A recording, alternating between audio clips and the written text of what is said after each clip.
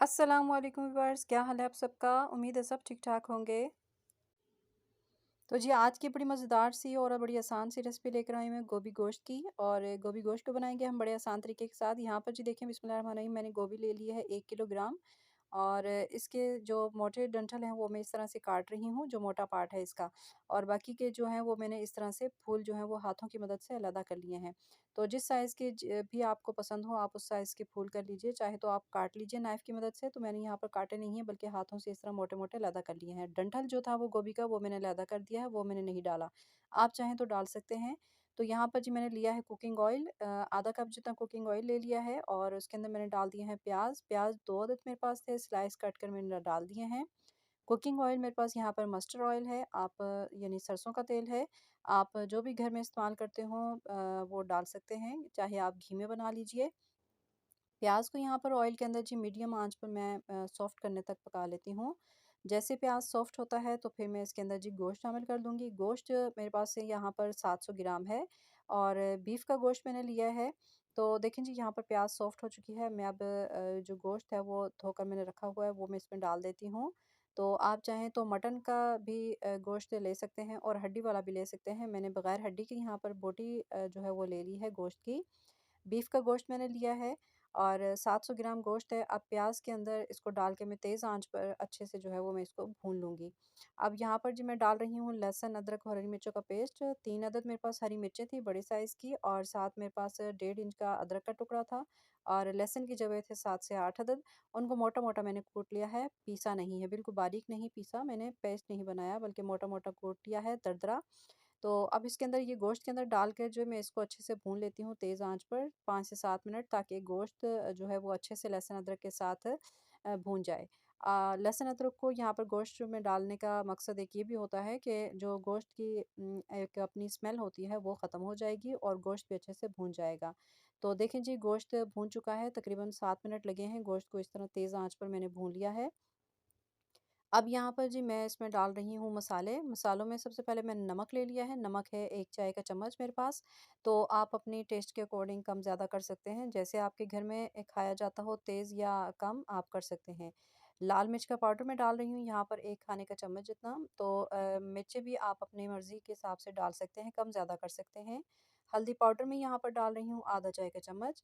और साथ यहाँ पर मैं डाल रही हूँ जी धनिया पाउडर 1 खाने का चम्मच। फुल भर के मैंने ले लिया है धनिया पाउडर। और साथ में यहाँ पर कुटी हुई लाल मिर्च का जो है वो डाल रही हूँ 1 खाने का चम्मच। तो ये सारे मसाले डालकर मैं अच्छे से गोश्त को मिक्स करके फिर मज़ीद भून लेती हूँ 2-3 मिनट, ताकि मसाले अच्छे से भून जाएँ गोश्त के साथ। तो जितना अच्छा गोश्त की भुनाई होगी मसालों के साथ उतना ही अच्छा इसका जो है वो टेस्ट बनकर आएगा।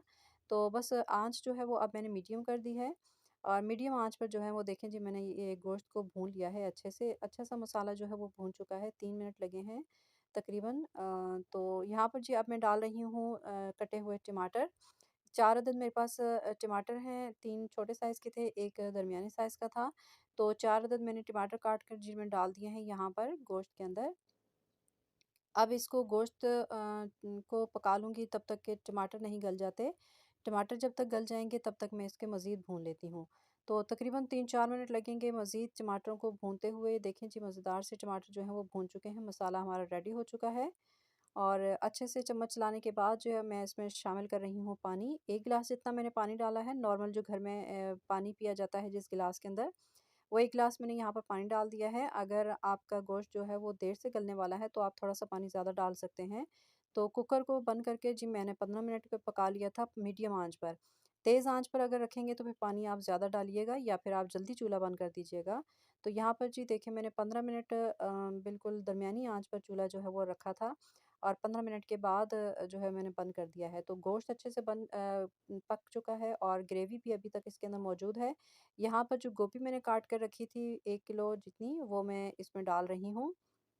डाल के इसको मिक्स कर रही हूँ और मिक्स करने के बाद में इसमें जी आधा कप जितना मैं पानी डालूँगी, ताकि गोभी जो है वो अच्छे से पक जाए।